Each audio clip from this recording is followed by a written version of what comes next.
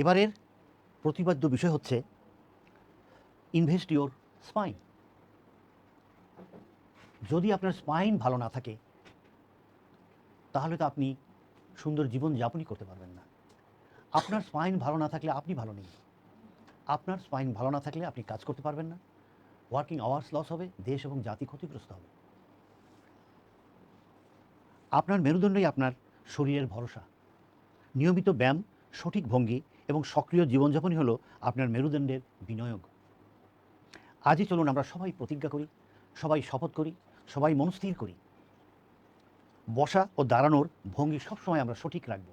আমরা সঠিক রাখবো বসা এবং দাঁড়ানোর ভঙ্গি। প্রতিদিন কিছুক্ষণ অবশ্যই আমরা ব্যায়াম করব, এবং এই ব্যায়াম অবশ্যই যেন আমরা একজন ফিজিওথেরাপি চিকিৎসকের তত্ত্বাবধানে করি।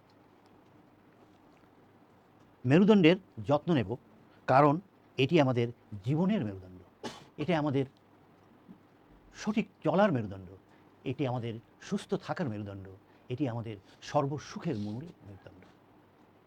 তো চলুন দর্শক, স্পেশালি বসার সময় কিপ হলো ইওর স্পাইন। স্পাইন যেন একটু গর্ত থাকে। এই যেখানে দেখেন একটা স্পাইন আমি আপনাদের দেখাচ্ছি, এই যেখানে গর্ত। তো সুতরাং আমরা যখন বসি তখন যেন আমাদের স্পাইনটা গর্ত থাকে। কিপ হলো ইওর স্পাইন।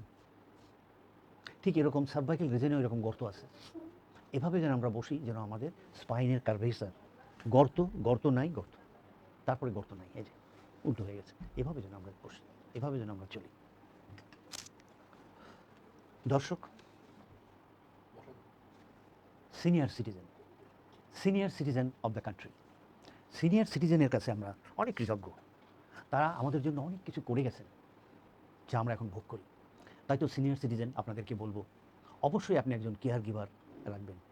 অবশ্যই একজন ফিজিওথেরাপি চিকিৎসকের কাছে গিয়ে আপনার অ্যাসেসমেন্ট করবেন, আপনি এখন কেমন আছেন, আপনি এখন কেমন আছেন, আপনি এখন কেমন আছেন। এটার জন্য একজন সিনিয়র সিটিজেনের অবশ্যই দরকার একজন ফিজিওথেরাপি চিকিৎসকের তত্ত্বাবধানে অ্যাসেসমেন্ট করে বের করা এবং প্রতিদিন ফিজিওথেরাপি চিকিৎসা নেওয়া।